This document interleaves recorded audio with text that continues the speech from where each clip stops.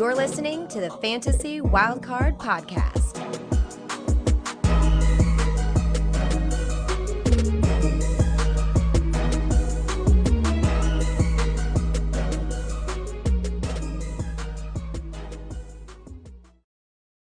Good evening. Welcome to the Fantasy Wildcard Dynasty Show. I'm your host, Kev. You can follow me on X at the Dynasty Mind. It's the best two tonight. Ali is not with us. He's still being banished because of his rubbish jokes on the roast show. And it'll become apparent why he's not on the show tonight when we get to one of the players later on, so you can guess who that is. But we have got the best two from the Fantasy Wildcard, and I'll bring in Mags, my co-host. So you can follow on X at Hot Seat Mags. Good evening, Mags. How are you doing? Yeah, good, mate. Thank you very much. Good to be back again on the Dynasty show. It's my last show in the UK for a little while. I'm off to Paris to the Olympic Games tomorrow, so I'm quite excited for that too. But more excited for our guest this evening, obviously. I was going to ask you what you're competing in then, Mags. Oh, just the Drake London hating. I'm going to win gold. You've won gold, yeah, definitely. Yeah. So yeah, I mean, obviously you're the best. You're the best one from Fantasy Wildcard, actually, and we've got the best one from the Fantasy Sanctuary. Tom might argue that, but we've put it to bed now. The best one from the Fantasy Sanctuary, senior contributor at the best place for Dynasty League content. It's DLF. We've got the main man himself, Rich Coolin, who you can follow on X at Dynasty Island. You all know who he is. Rich, how are you doing, mate?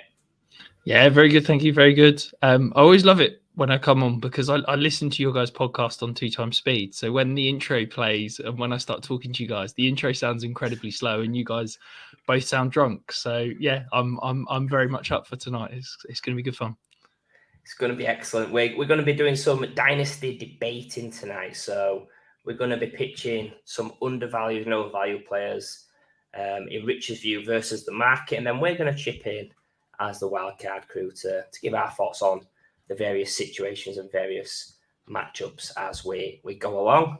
And we're going to kick it off in style. Stylish hair, soon to be dad, absolute legend. We've got some undervalued players first of all, but we're going to come to the QB first. Who have you got as an undervalued QB in Dynasty, Rich? So, I mean, this is no real shock to many people. Trevor Lawrence, I truly believe the guy is an elite quarterback that has been let down by situation around him and things. I think people are too quick to hate on him. I think he does everything we want from fantasy in terms of there is potential rushing upside. Yes, he's not an elite rushing quarterback, but he combines that with, fantastic pocket presence, an incredible arm, and an ability to distribute the ball all over the field. I think he's an elite quarterback ready to make that next leap, and people just don't want to kind of admit it. I also think people are very quick to forget, okay, he finished QB 13 last year. He's currently QB 13 in ADP. Quick question for you guys. Where did he finish in 2022? Per game or overall? Overall. Probably QB 12 something. Max? I was gonna guess. Yeah, I think he was a quarterback one, was he? So I was gonna guess 11, 12. QB 6 overall. Wow. And nobody remembers that. Okay, I appreciate, points per game metrics are a big deal and that kind of thing. It was a slightly inflated QB6, but this is a guy who last year finished as a QB1 50% of the time. He is a rock solid late QB1, and yet you can get him as a QB2 in current startups. I think he's criminally undervalued. I love the moves that the Jags have made this offseason. I think bringing in Gabe Davis as your kind of sacrificial X. I think Brian Thomas has got the potential to take the top off. I think we know that Christian Kirk and Evan Ingram can operate in that kind of intermediate area of the field. And I think this wide receiver room now makes sense. We're no longer trying to pigeonhole Calvin Ridley, who is more naturally that kind of flanker as a true X. And it just feels like it all makes more sense. And I think that, look, Trevor Lawrence is a phenomenal player. I think he's a phenomenal quarterback. But for some reason, people just want to hate on him. And I think he's going to be a massive kind of breakout over the next 2 years. And it is a screaming value for me in all dynasty formats. This one's super interesting with Trevor Lawrence because whenever I seen the name Trevor Lawrence on the sheet and then I seen the QB 13 rank and I was like, yeah, this is a an absolute slam dunk pick from Rich here. Like that QB 13 seems way too low. The problem at the minute is whenever I look above him, it's like, man, it's super tight between these guys. So I can almost like understand why some people have him as 13, but maybe he's in the same tier that maybe runs up all the way up to like QB 7, QB 8, maybe. It's just hard for me. Is who do you bump him ahead of? Is it like a guy I could see him maybe being bumped ahead of somebody like a Jordan Love who's maybe only come in for a little while? So the thing I struggle with Lawrence is who do you actually bump him ahead of, which is a good problem to have in Dynasty, that we actually have, at least 13 quarterbacks that you're happy to have. But I'm right there with you, Rich. I think he's a guy that we forget more hype than Caleb Williams was, even coming out of college, meant to be this next big thing like Andrew Luck was. I think he needs more time. And yeah, I think if you get him now at the QB 13 value, in 2-3 years time, you'll be pleased with what you got. So I'm with you, Rich. Yeah, I think I'm probably the lowest out of us three, maybe not as low as Ali on this one, which it's a shame he couldn't bother to turn up tonight and give us some of his takes on this. But yeah, I think Trevor Lawrence, for me, where he's at, it's exactly where I would personally have him. I think if we're talking real life, I think he's above this. I think he's shown a lot in difficult situations. But a little bit like Max said, when I come to look at players around him look, Trevor Lawrence has got dual threat ability. People don't realise he gets 300, 400, 500 potential yards every season on the ground, which is really valuable. But I just see guys slightly above him, like your Kyler Murray's, and I really struggle with that. I think the one that's a little bit above him, which I could argue is really close to Trevor Lawrence, is Jordan Love. I think he's been bumped up quite significant based on maybe 6 to 8 really strong games at the end of a season. And I think there's a lot of outs actually for Lawrence to climb up again, because if we check out his career arc, 2022, he was QB 12 in fantasy points per game. I knew I had it in my mind somewhere. He bumped right up into that sort of 3 to 6, 3 to 7 range, a little bit like Herbert did. And I can see something where he's dipped too far the other way now at QB 13. There's plenty of outs where he has a really strong season. It finally comes together, and you can maybe bump him up to 10, 9, 8, which I'm guessing that's where you've got him roundabout now, Rich. But yeah, I think as well, I really like his situation, the fact that it's a high passing volume. He's got, in my view, his best weapons ever now. So I'm hopefully has a great season, and yeah, we'll see how that goes. I think he's heading in the right direction. He's got to get there again in my eyes. So yeah, it's going to be exciting.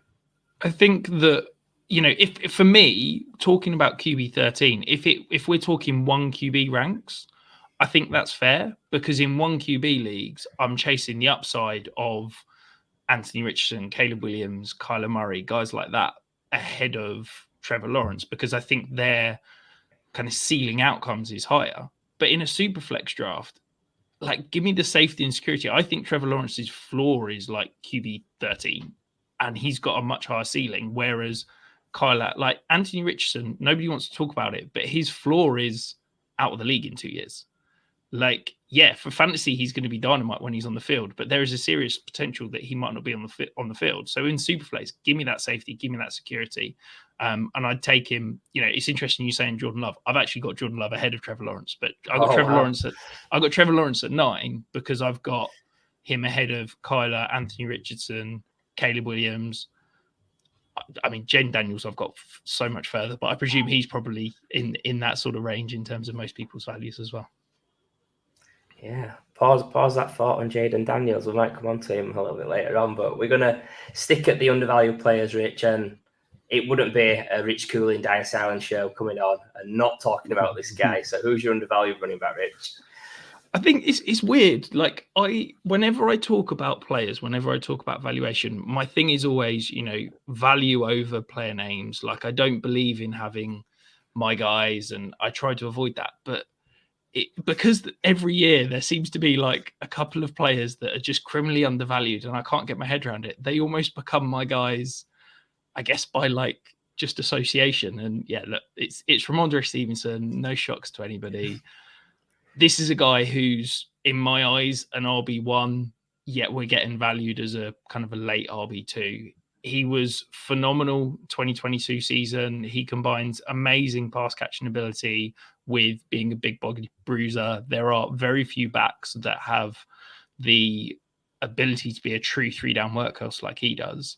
And then you add into that this situation. Now, yeah, it's not the greatest situation, but it's going to be an improving situation. The Patriots are going to continue to add weapons around him and Drake May in this offense, and it is going to continue to improve. But we're also looking at a situation where, if you look at his contract, he's just signed an extension. He's going nowhere for the next 2 years. Now, I know people want to live in dream worlds where they look at running backs and be like, he's going to be my starter for the next 3-4 years. There's like 5 running backs that I can currently say are definitely going to be their starter on their team in 2 years' time. And one of them is Ramondre Stevenson. And the other guys are all, you're having to pay multiple first-round picks to go and acquire right now. They're all top 5-6 dynasty running backs. Ramondre Stevenson, he's a screaming value. He does everything that we want. He gets all those high-value touches. And look, if you're going to have a world where you've got Jacoby Brissett under center, well, that means plenty of checkdowns, plenty of screen game. That's amazing from Ramondre Stevenson. If you've got a rookie under center that, he's going to bring some increased mobility, and we know mobility at the quarterback position is a good thing in terms of efficiency of running backs. But also, what you're going to want to do, you're going to want to try and protect your new franchise quarterback. You're going to feed the ball to the running back. You're going to put him in advantageous situations. So I think whoever's under center, whatever happens, this is a great situation for Ramondre Stevenson. And what are we worried about taking touches? Like Antonio Gibson, who they're going to play on special teams, or, Kevin White, who, look, I keep holding out hope, but yeah, I don't think it's going to be anything. Me?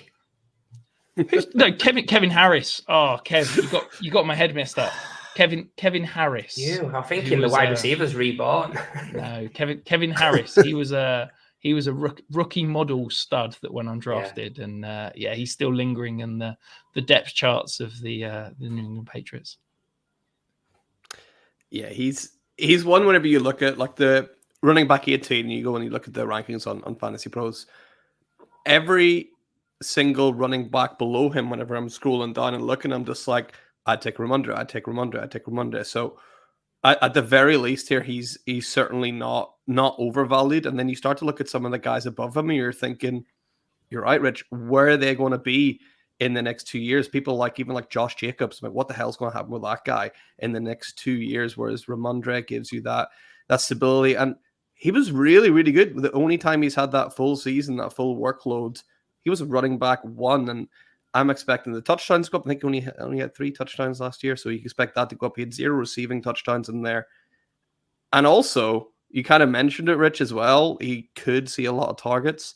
Think about what's going on in that wide receiver room at New England at the minute. It's a bit of a mess. So Ramondre is, even though it's weird to say, a guy that feels like he's only just come into the league, he's a bit of an old head there in that room now. He's on the second contract. He could be someone that steadies the ship coming out in the first couple of games. Him and Jacoby Brissett, just keeping things simple, short, and getting the Patriots back to playing some winning football, which I'm sure they want. So you're 2 for 2 in my book, Rich. I think that's a great call.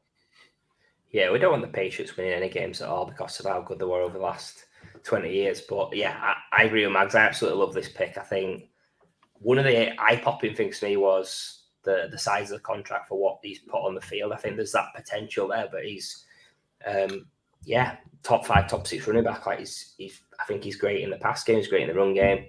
And yeah, he's secure. Like he's 26, but he's not got much tread on the tires. Some of that has been because of transferring in college or various different things in the background. But look, I think, Antonio Gibson came in on a small contract. He's playing special teams, messing about in camp and that. And I think about the Patriots being a air quotes bad offense, but if the Patriots playing from behind most weeks, that's perfect for a running back getting tons of volume. And look, Brissett, he loves tight end, he loves running back. I think that'd be great for him. And you made some great points on Drake May, who would open it up in the running game as well. I think people are putting too much on a bad offense, scoring less touchdowns. But look, Ramondre's had great fantasy seasons. I don't think he's been an absolute dominant double-digit touchdown monster. So that's not anything to worry about in my eyes. I think in a positive way, when the Patriots get their act together, that's something that could actually be something hidden we've not seen before that could pick up in time as well. So lots to like about Ramondre. I'm pleased with the pick. I'm pleased that you picked Ramondre because that is what I'll call on brand, even if you don't specifically go out of your way to put your name to players. It's more about certain values at certain times. I think it's a great pick. And we'll see if we can keep it rolling as we look at the wide receiver who you think is undervalued, Rich. Yeah, so this is a guy that I loved as a prospect. I was kind of higher than consensus on him as he was coming out. Had a far better rookie year than I could ever have imagined. I think the way that they used him was amazing.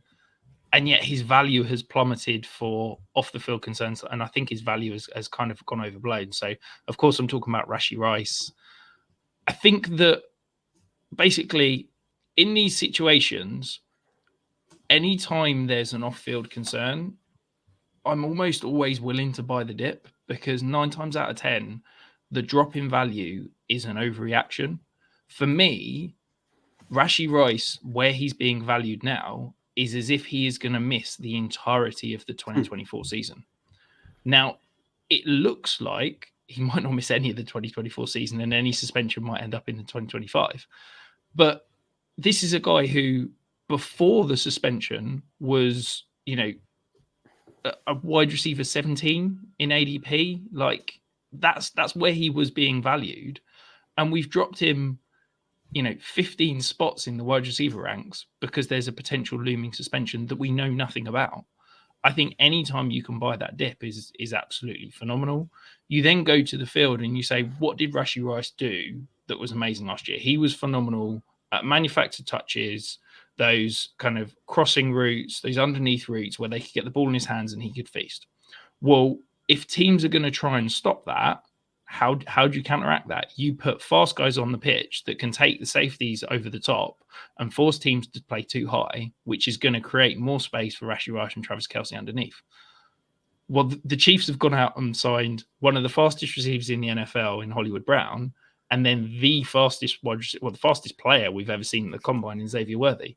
Well, that's going to keep those safeties having to stay out of the box. It's going to keep them honest, which is only going to create more space for Rashee Rice underneath. So, yeah, I think that, look, yes, there's a little bit of risk, but to me, the risk is easily baked into the price. If you're getting a guy who's got potential wide receiver 1 upside in terms of, this is a guy who from week 5 on last year, that's not fake numbers. Like week 5 on, this guy was a top 12 wide receiver, I want to say. I'm just pulling up my numbers here. Week 5 on, he was wide receiver 11. He was averaging 15 points a game. He won people leagues. Last 6 weeks of the year, he averaged over 20 points a game. Like, this guy was phenomenal for you. And we're getting him as a wide receiver 3. It just seems absolutely wild. And yeah, I'm happy to take the risk. I'm happy to, bite the bullet. And yeah, there's a potential suspension looming, but at this price, that risk and that suspension is easily baked into the price.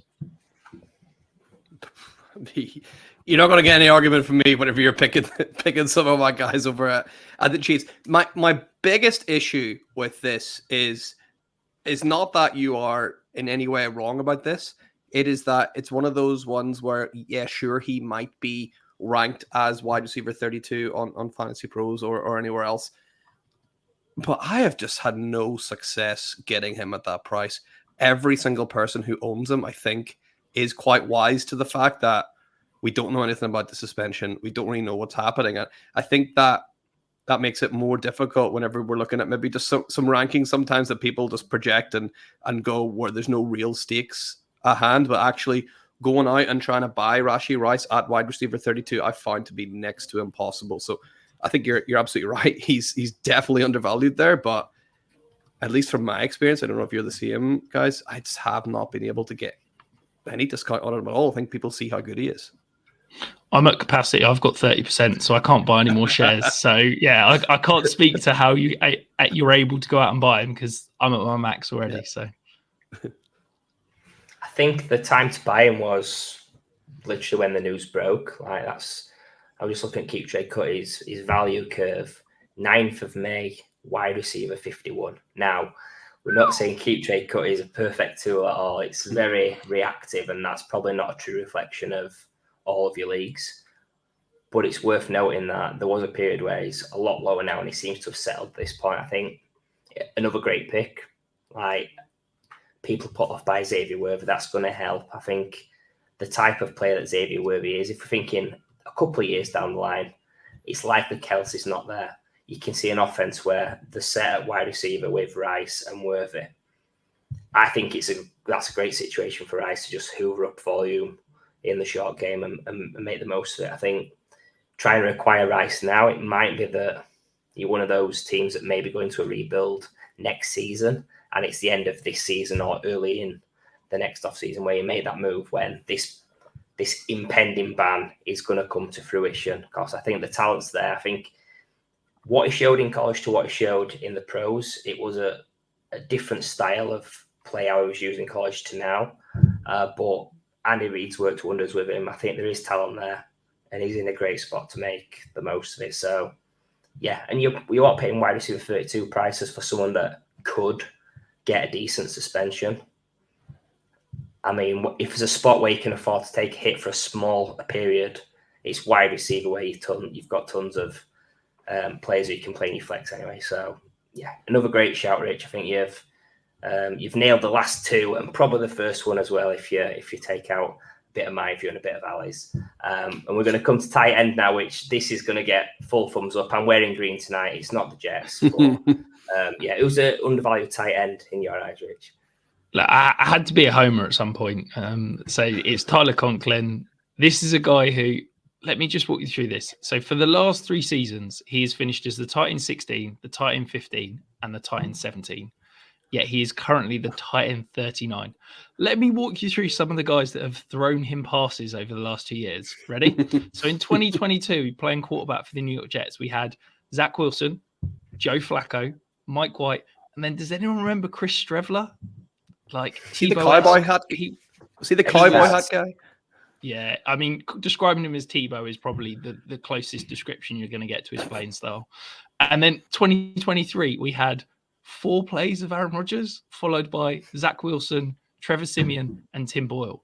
This is a guy that was, okay, not sexy, no massive upside, but was tight end 15 and tight end 17 with those guys throwing him the ball. He's now got arguably one of the greatest quarterbacks the NFL has ever seen coming back, who's now going to be throwing the ball. This offense is going to be probably 3 times better in terms of the raw touchdowns, the raw kind of volume that this offense is going to see. And yet we're getting him at tight end 39. Like, I don't know about you guys. I'd be shocked if some of my leagues roster 39 tight ends. Like, this valuation is absolutely wild. Yes, he's probably not going to win you a league.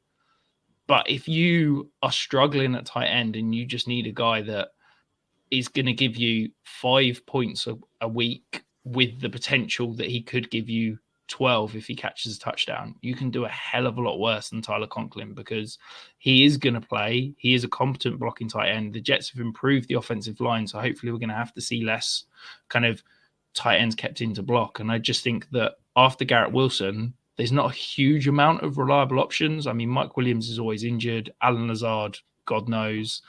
I like Malachi Corley, but he's a rookie. We know Aaron Rodgers doesn't really like young guys. Like, Tyler Conklin is just solid, reliable, safe, and quite frankly, this valuation is just completely, absolutely ridiculous.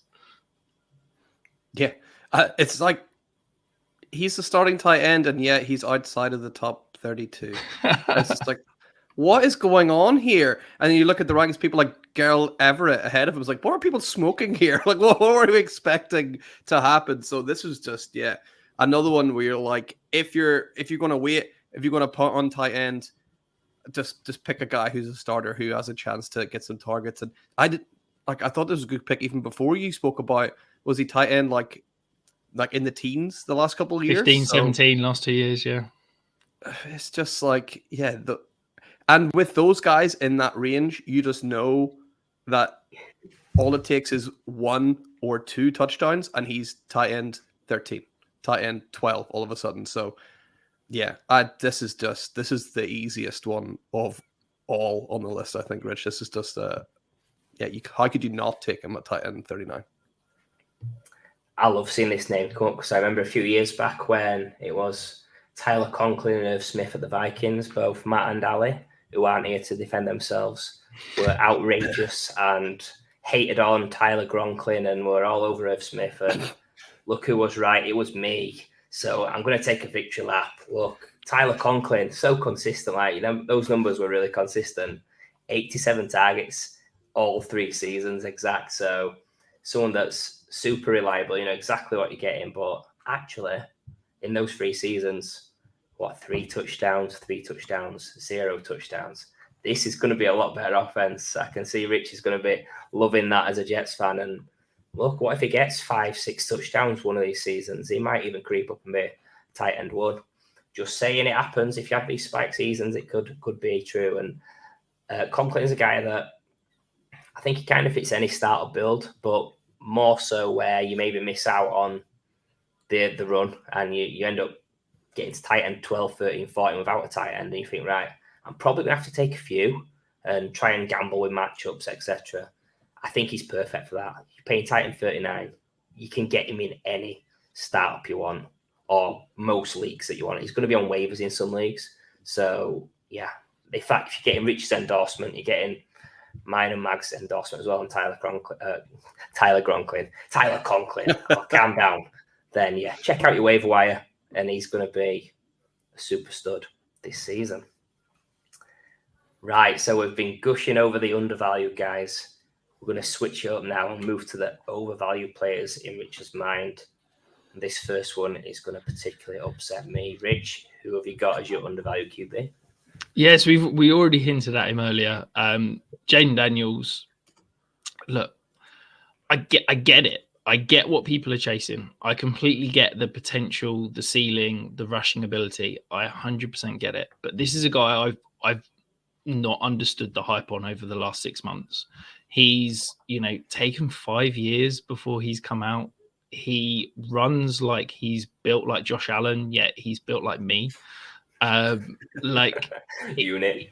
It just doesn't make sense. Yes, there is phenomenal rushing upside. He is amazing outside of the pocket and in that kind of sandlot creation mode, but he has serious issues in my eyes processing from the pocket.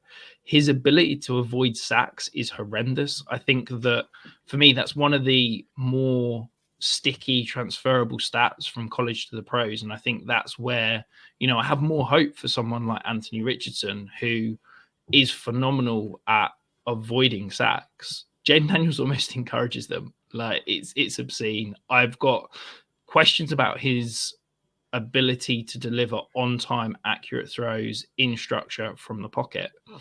Yes, there is a world where Jayden Daniels is the QB1. There is a world where Jayden Daniels is the most valuable asset in all of Dynasty. But there is absolutely the same percentage chance in my eyes that Jayden Daniels is on another team in 3 years, and the I almost called them the Redskins, the Commanders, Washington, are looking for another quarterback. I just think that to value him as a QB1 over guys like Trevor Lawrence is absolutely wild.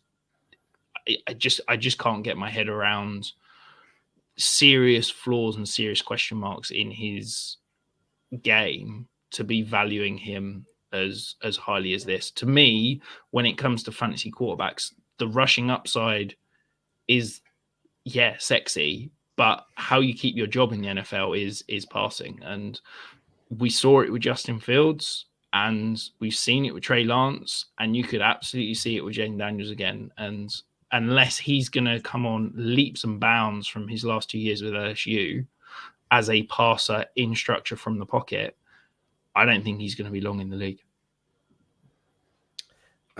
Last year, a lot of people asked me about why was I so bullish on Anthony Richardson and yet so standoffish with a guy like Justin Fields, even though they both have this huge rushing upside. And for me, it was kind of just I believe Anthony Richardson can go into the NFL and can win games and has enough of those extra things. Like you said, Rich, he doesn't, take sacks, whereas I felt Justin Fields was more of a backyard footballer, more of a expressing himself in ways that maybe isn't indicative towards winning games. that is my big thing with Jayden Daniels is at LSU this year, I think they were 6-2, but they were fairly underwhelming. I know they had problems on the other side of the ball, but it was still Jayden Daniels. It was still Malik Neighbors. It was still, this unbelievable core set of weapons. You have to win games with that. And it is kind of worrying that he didn't do better there with LSU. And now the big step up at Washington. If he does not win games, he's going to be what I call Justin Fields last year, which is everybody's favorite backup. And I think Jayden Daniels could be heading down that route.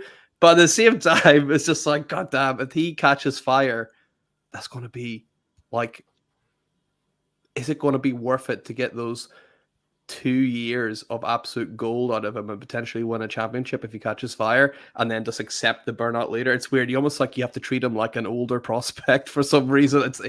I find it fascinating. I think he is overvalued, though. I will say that. I think QB12 is too, pardon the pun, too rich for me.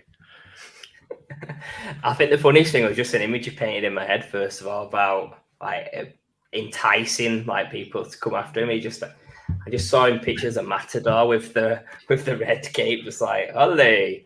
I don't think that'll happen too much if he's trying that with all them bulls coming at him in the NFL. Out of interest, Rich, where do you have Jayden Daniels in your ranks? QB 20. Wow. I think in one QB leagues, I have him QB 13. Okay, as I was saying earlier, in one QB, I get chasing that upside, but in Superflex, I just don't want the risk. Like if you're paying QB 12 value for Jayden Daniels, he can completely tank your season. He can completely destroy your entire dynasty roster because we put so much value, so much of that precious capital in the quarterback position in Superflex leagues. If you go from a guy who's potentially worth 2-3 firsts in trade value to worth a second, it can completely destroy you and set you back 2 years. I just can't take that risk and give me, someone that I know is a bankable, valuable asset for 4 or 5 years over the risk, the boom bust potential of Jayden Daniels. Yeah, I think obviously I'm disagreeing with this because I'm really high on Daniels. I've probably got him around about 12. Like, I feel that the market was lower on him than this, or startups I've been have been lower than this. I've seen him go like QB 16 sometimes. It only seems to be recently that he's seen around this point. Look, I think, I'm a risk taker, and it has fallen. I've fallen on my face a few times. Look, I love Trey Lance. I think everybody had Trey Lance as the QB3. Justin Fields, everybody had him as QB2 in that point. I think people did get out on Fields before me because I did have a little bit of take lock and I didn't put as much into job security, which I think is a lesson I've learned. And job security is a big thing in Dynasty at QB, especially. So I can see some points to your argument, and I think you laid it out really nicely. But I think as well, job security, it's not just the thing that we have to think about for dual threat QBs. I think if you're a pocket QB and struggle, you've probably got 18 months to 2 years as well. Like, I know you're a big Bryce Young guy. I see a range of outcomes. He has a bad season this year.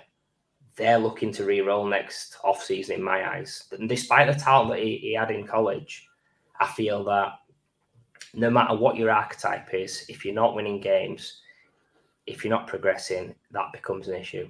I think with Daniels, I love his floor, I love his ceiling. I think in a worst case situation, you can get out of him in a year's time at a very similar price. And that's if he goes injury, poor performance. Like Fields' first season, rookie season, he didn't do great. I think he dropped like maybe a round in Dynasty startups. I think he could do something similar here. So, yeah, I'm not with you at QB 20. I'm probably pretty close to 12, but maybe not 12. I think it's a really valid point about, you've probably got a year to get out of him, because look at Anthony Richardson. Anthony Richardson had that little bit of enticing play in the, what should we call it, two full games, 2 half games.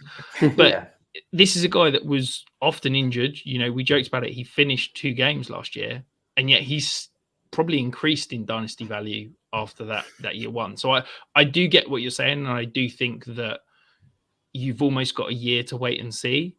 But I just can't pay up for the premium capital you'd have to do to have Jayden Daniels on your team and just hope that he doesn't catastrophically fall down in value.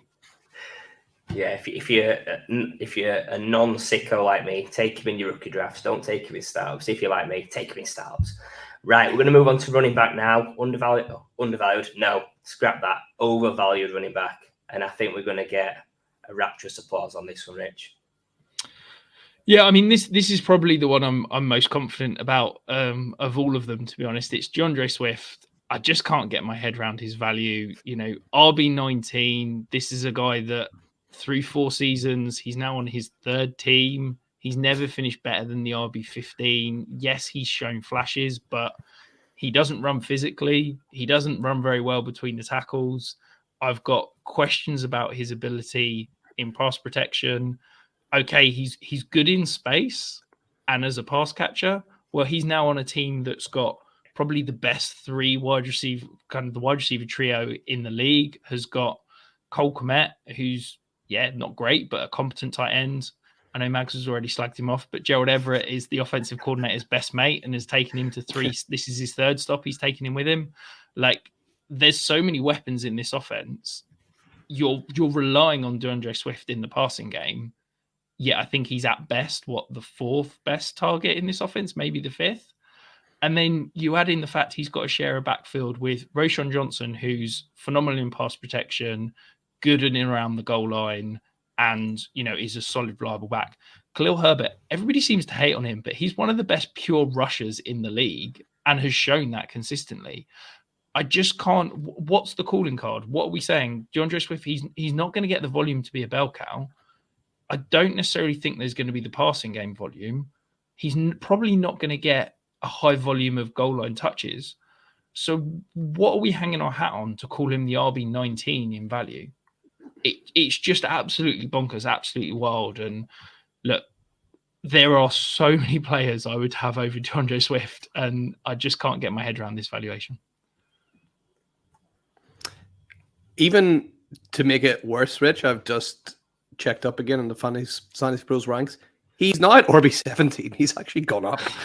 Like he's now gone above Ramondre Stevenson and above Joe Mixon as well, which again, we spoke about with Ramondre. Is there a clear path? Yes. With Joe Mixon, is there a clear path? Yes. With Swift, I'm not even sure, like you mentioned, is he even the best back on his team? Like, he's at best, I think, going to be a committee back there. I don't see him being the number 1 guy at all. So maybe people are taking him because, like, only 2 years ago, he was like the hot thing in Dynasty. You needed to get DeAndre Swift, but I think there was something to why Dan Campbell clearly did not want that guy around. Right, might have been that pass protection, but this is 2 teams now. You think, right, what's going on? This is weird. I know running backs move teams a lot, but this seems a little bit extra. So that for me, I think this running back 17, I would be shocked if this time next year he's not in the 20s or even 30s. I mean, first of all, go Birds, right? I think, I'm going to try not to be bitter that he left the Eagles because obviously massive upgrade there to Saquon Barkley, and it's kind of what the Lions did, moving from Swift to Gibbs. Like, if 2 pretty sharp, smart offenses have given up on him, that should be a sign. And he's gone to a way worse situation in Chicago. The offensive talent, the line, the field that they play on, it's crap compared to those 2 places. You summed it up really great, Rich, about like what is his calling card. It's not touchdowns. It's not going to be receptions. It's not going to be rushing yards. It is a complete mystery. Like how he's gone from a Philadelphia team last year and risen in value in the ranks. A little bit of that's to do with the landscape itself, that it's pretty poor around that range. But yeah, I'm just shocked. I actually think from a real life, seeing things from my eyes point of view, it looked great at times for the Eagles behind that immense elite offensive line, breaking off chunks in pass game, rush game. But yeah, it's not there for me. He's not put it together for any period of time. I think while he's been enticing in patches like that time at the Lions when he caught a pass, fell on the floor and somehow scored a touchdown from 20 yards out with like nobody around him. I've given up on him now. So yeah, I was one of his biggest fans just from liking the player. But dynasty asset wise, I'm done. I'm with you too. Can I just, because I know somebody listening is going to say, but what about the contract? They've paid him money. His contract is remarkably similar to Miles Sanders and the contract he signed. Like, what's Miles Sanders worth now in Dynasty? He's sat probably on a lot of waiver wires. I think that the Bears, they had to hit the cash floor. They had to go out and spend money. They've got the number 1 overall pick. They wanted to add weapons around Caleb Williams to give him the best situation possible. There weren't any good wide receivers they could go out and spend money on in free agency. Would paying Darnell Mooney $12 million a year or whatever he got from Atlanta have added anything? Not really, when you've been able to go and trade for Keenan Allen and draft for Odunze. So yeah, I get the Bears. Let's take a shot at running back. It's not going to cost us much. There's some upside there. There's some potential, but I think people are reading too much into the contract. As I said, the Bears had to hit the cash floor because they've not spent money over the last few years, so they needed to spend it. So why not go and take a shot at someone like DeAndre Swift? Because if he busts, it's not really cost that much because we know the running back position is very cheap in free agency. Yeah, great points there, Rich. Great points. And we all agree that Swift is overvalued. And this next guy we're going to come on to, wide receiver, that's overvalued. It's the reason that Ali's not here tonight. Yeah, it feels like I've become the official Mike Evans hater. I still maintain I don't think he's a Hall of Fame wide receiver. And I think every time I say anything about Mike Evans, it angers Ali a little bit more and a little bit more. But look, the upside is there. Last year was basically the dream situation for Mike Evans. Everything went right in terms of they moved Chris Godwin. He didn't get his manufactured touches and the target volume. Everything kind of was forced into Mike Evans, and he had a phenomenal season. But he's a deep threat, big-bodied outside wide receiver who is turning 31 in 6 days. And we know that those kind of players don't particularly age well. You go look at how quickly Andre Johnson fell off a cliff. You go look at how quickly Randy Moss fell off a cliff. It comes fast. There is potential that Mike Evans could pay off his value potentially this year. But a wide receiver 34, that's a big risk when the floor could completely fall out and the end could come on very quickly. I just think for me, the kinds of guys that you're valuing in and around him are just going to massively outperform him. You can get Amari Cooper, Deontay Johnson, dare I say Devontae Adams and Cooper Kupp in similar kind of price range to Mike Evans. And I think those guys have got, they're going ahead of him in redraft this year, or they've got far greater longevity. And I just think, yes, there is a world where Mike Evans balls out again and I look silly, but you're probably only getting 1 year of production. There is absolutely a world where I'll be honest, I hold my hands up. I don't understand what the Bucs have done this year. They were an average team last year that kind of lucked into the playoffs in week 18, and they've gone, let's bring everybody back and we're going to be better. Like, there is a world where the Bucs could be horrendous this year. Baker Mayfield turns back into a pumpkin and it all looks horrendous. Todd Bowles gets fired. I don't get this. Plus, we're now talking they're moving Chris Godwin back into the slot where he's going to see more targets. That's going to eat into Mike Evans' share. Oh, and that offensive coordinator that was phenomenal, that brought the best out of Baker Mayfield, he's gone as well. So, yeah, I guess this is probably the one I'm less kind of bullish on of probably the 8 that we're talking about tonight. But I just think the cost feels expensive, and there are plenty of guys in this value range that I would much prefer over Mike Evans. Happy birthday, Mike! First of all, in 6 days, right? Let's say that. But this is a tricky because whenever you read it, whenever you look at it, you think, wide receiver 34, that's outrageous. And then you look at who's wide receiver 35? Christian Kirk. It's like, I'd take Christian Kirk every day of the week over a guy like Mike Evans. So it's kind of a testament to how much depth there is at this wide receiver position. For me, it has to be all about your build. If you are a guy that's going in and be like, right, I'm going to go from, the B of bang here and try and win the first year of a dynasty startup, or you're in serious contention, then yeah, go ahead and grab you a Mike Evans. But if you're trying to build, a dynasty, trying to build like a team that will last you a couple of years, it's going to be tricky, taking a player that high up in your draft, that wide receiver 34, because we know they come thick and fast. It's going to be tricky to come back from that if you only get that 1 year of production. So I'd say if you are going to go ahead and draft a guy like Mike Evans at the wide receiver 34, you better put the pieces around him to win right away, or you're just kind of letting that pick, like, what's the term? Setting that pick on fire. That's what I'm trying to say. So I don't hate it, but I can see where people would take him ahead of that, if that makes sense. But for me, just the way that I like to build teams, I'm kind of staying away from, the 30-year-old outside receiver when I could get 4 or 5 years extra for a guy like Christian Kirk, or even like Chris Godwin's ranked 10 spots below him. Like, I'd just rather have a guy that can last a bit longer. Thank you for listening, Ali.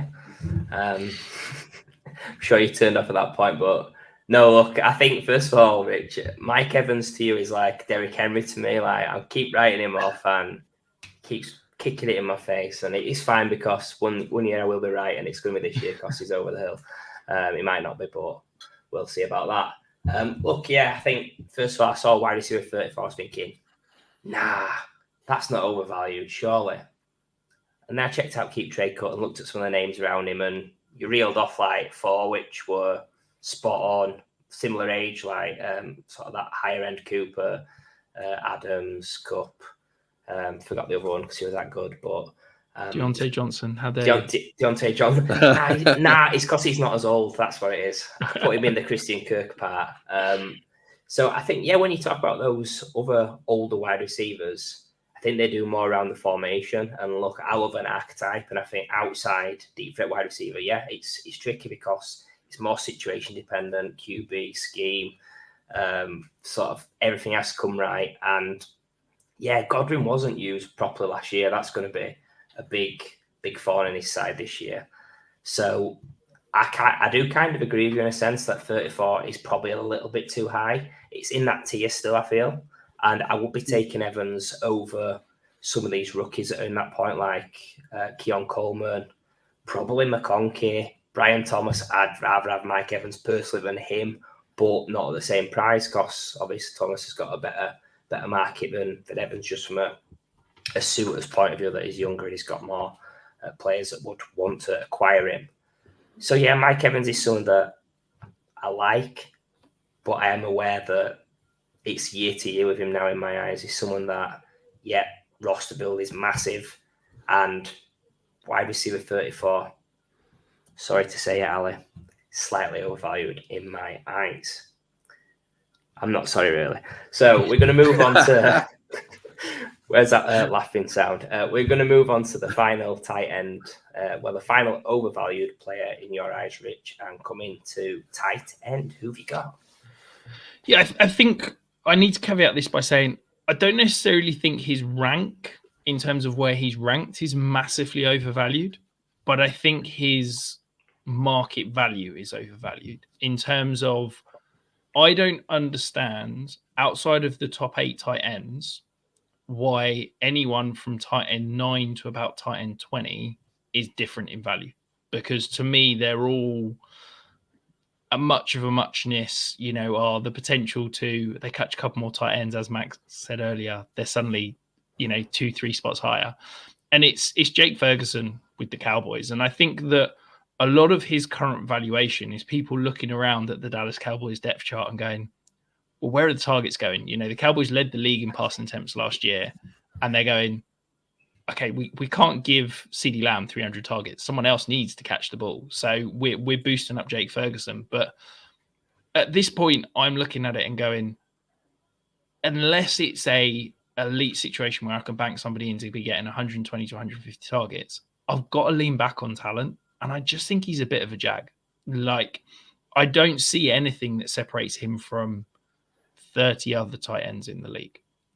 Now, could he see 120 targets and be a great value? Yes, but I doubt it. Last year, he played pretty much the whole season. He had 2 games where he scored over 15 fantasy points, and he scored 3 touchdowns in those games. Like, he is the epitome of a guy that you're paying back-end tight end 1 value for back-end tight end 1 ceiling. And there is a flaw where, what happens if Luke Schoonmaker, who they paid decent draft capital to bring in, suddenly starts working in more? What happens if we see them lean more towards 11 personnel or 21 personnel? Let's get some ponies on the field and go pony personnel or something. I just don't know if I can pay the price to acquire a Jake Ferguson when I could instead go out and take 2 or 3 swings of the dice, or rolls of the dice, whatever you want to call it, and go and get Greg Dulcich, Tyler Conklin, Chiga Okonkwo, Jatavian Sanders, like guys like that who, in my eyes, have got the same ceiling outcome, but are a third of the price. So I can take 3 rolls of the dice rather than 1 and have that same potential. I just don't get what we're chasing when you're drafting Jake Ferguson at the price. Because for me, I think it comes down to that roster build. And if you're not going tight end early in one of those elite top 8, I don't get what you're paying up for Jake Ferguson, because I just can't see a world where he's a top 8 tight end. This is just generally how, but it doesn't matter like what name this is, really. Could be Jake Ferguson, could be anyone, but like you said at the start, Rich, I'm just not taking tight end 11 ever. Like, I don't go unless it's like an absolutely ridiculous value or one of those elite 8, like you talked about, has dropped down. I just will never take tight end 9, 10, 11. I'll just wait to the bottom of the tier and just take that guy. So nothing personal on Jake Ferguson in particular, but it's just that mush of tight ends that could score anything, right? Yeah, you could remove Jake Ferguson and you could replace him with Dalton Schultz, Pat Freiermuth, Dallas Goedert, Cole Kmet. Like, this take is about all of those guys as much as it is about Jake Ferguson. Yep. I'm a bit torn on this one. Like, everything you've both said is making sense to me. But then I remember Dalton Schultz was tight end 3 once when he got 8 touchdowns. But like Dalton Schultz, he's got no talent in my eyes. I don't think he's great. Jake Ferguson's the same. Like, if he was at a party and he left, I wouldn't notice, sort of thing. Sorry, Jake. But yeah, just, I don't know. I feel this season he's going to have a great season, and it's not talent based. Will he rise in dynasty rankings? Probably not. I think you've nailed it. What you're saying, where you're fishing in that area, past them top 8. I just think guys like Freiermuth and Goddard that you just said, they were on that cusp, 7, 8, 9 range. They're just like, what? 12, 13, 14, 15 ranked in Dynasty now. You can easily see that with Ferguson. Like, if Ferguson was on a different team, he's nowhere near tight end 11, is he? He's near 20, probably even deeper. He's probably K. Dotton level. Like, what happens if Dak leaves in free agency? He's in big trouble. Yeah. He's in big. Nah, Trey Lance. Kidding. But yeah, I think, tight end 11. I like him as a placeholder. I think he'll have a good this season. But look, I was left with a lot of Dalton Schultz after he was just nothing or just an average player. So, and look, when Schultz left the Cowboys for Texans, I couldn't sell him in any league. So that could happen with Ferguson if someone goes or if he goes. Yeah, it's a tough time. So I'm a bit torn. I don't want to talk about him anymore, though, because I'm rambling. We're going to move on to the fantasy wildcard selection, the best part of the show. We're going to get Rich to pick out his fantasy wildcard, the player that he believes will rise in value the most in 2024. Rich, I'm going to pre-warn the audience. This is an awesome pick. Well, let's hope it's better than my last few. I can't remember who my first one was, but I think I had Desmond Ridder last year. So look, when I'm picking a guy, we're looking for absolute swing for the fences. And when you're doing that, you got to go for the most valuable position in fantasy. That's quarterback. You got to go for a guy who has got an incredibly wide range of outcomes, and that's Will Levis. Like, there is a world where we talked about it, with Jane Daniels and stuff like that. There is absolutely a world where Will Levis isn't starting quarterback next year. He has got that Desmond Ridder track potential where they didn't invest that much in him. He was only a second-round pick. They could easily cast him aside and go looking for a quarterback in the future next year. However, they have thrown resources around him. We can joke about it as much as we like. DeAndre Hopkins is phenomenal still.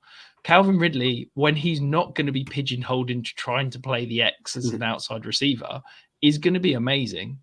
And there's enough other complementary weapons that this offense could do it. Will Levis has got the type of profile that could have phenomenal fantasy output. He is a guy that is going to push the ball downfield. He is going to take risks. And he's got some rushing upside as well. Yes, he needs to learn to slide and not try and truck over defensive linemen and linebackers on 1st and 10 in the middle of the first quarter. But I like the fact that he's willing to, put his body on the line and take some risks and run the ball and try and keep those chains moving. And small amount of rushing upside with a guy that's willing to take chances, that's got complementary talent around him. Yeah, he could easily be out of the league, but let's take a swing for the fences and let's go and try and get, an elite potential upside guy in Will Levis. I mean, just to tell you everything you need to know what I think about this was going to be my pick whenever I finally got around to choosing, and then you stole him right off me, Rich. So slightly annoyed that you did that, but yeah, right. Levis is exactly the same thinking I had. It's like, right, I'm not just going to pick a wild card that's going to earn a few places. I may as well swing for the fences here. So I love what you've done. He's a guy that could just rise and rise and rise way up into the high teens, even if he has a successful season at Tennessee. And he is the prototypical, what do you look for in a quarterback? You like someone with a big arm. You like someone who has got a little bit of mobility. He has a few things, obviously, that they need to round out, but he's got enough there to help him kind of get along the way. He's got a pretty good running back room as well that he can pitch passes out to. Yeah, I think he's certainly got a shot. I mean, even more compared to some of the other guys around him. You look at the other guys ranked around him, I'll take Will Levis every day there. So love the pick of Levis, and I'm rooting for him doing well too. QB 22. That seems wild. It's got plenty of room to grow. This year's Jordan Love, in my eyes. I think it's slightly different that Love did it with, a younger situation. I think Levis is coming into a really, really strong veteran situation there with the weapons on the outside. And yeah, I think it's going to be a great season for him. It's a great pick. It's definitely going to be a better outcome than Desmond Ridder. So I'll give him a thumbs up to that. And Will Levis to the moon. Okay. Right. Well, that brings us to the end of tonight's show, where we've got our amazing guest Rich to come on and talk about undervalued and overvalued assets in Dynasty. We've had a bit of a debate on many of those, but we've also agreed on quite a few as well. So, Rich, thank you so much for coming on tonight's show. Please let the audience know where they can find you and anything that you'd like to plug. Yeah, no, thank you ever so much for having me on. Always a pleasure. I'm on Twitter at Dynasty Islands. Go and check out the Fantasy Sanctuary. We're at the FF Sanctuary on YouTube, on Twitter. That's where most of my work is. We're in prime redraft season. We're starting to grind out content, hopefully every day, certainly every weekday leading up to the NFL draft, to the NFL kickoff rather. Dynasty redraft, best ball, and of course some DFS in season. Me and Tom, and we got Tyler doing some best ball streams for us as well. Trying to keep busy. Max, any closing thoughts before I give my speech? Oh no, not too much to say. Just Rich, always great chatting to you. You know, it was quite nice seeing each other a few weeks ago in London, so it's nice to catch up so soon as well. And yeah, just everybody listening, I'm sure you already are, but make sure you go and follow and over at the Fantasy Sanctuary. Just Rich and Tom, two of the hardest working guys, not just in the UK scene, but all over the world. So it's a must follow. Yeah, thank you so much, Rich. That was a copy and paste that I could have took from Mags there. Absolutely brilliant. I think just like when you come on our show, it doesn't feel like, it just feels like you're talking to a mate at the pub. Like, it's just natural. It's been so much fun and lots of insights. Like, look, I've been strong on some of my picks, and with the way you've positioned things, it's got me thinking about, oh, that's a different perspective I've not thought of. So I'm sure the audience will have gained a lot from this show. And obviously, if you listen to this show, you've got to be subscribing to Fantasy Sanctuary. You've got to be following Rich and Tom on X as well, and YouTube. So you've been a great guest, delivered some top class content, and it's been a delight for you to join us this evening.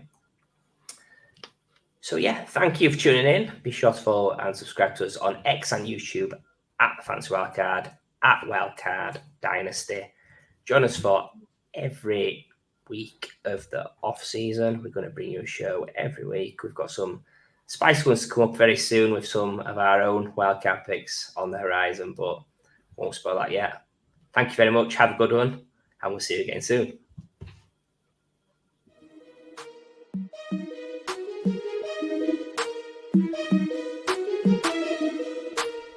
When you have the wild card, you have the power to change the game.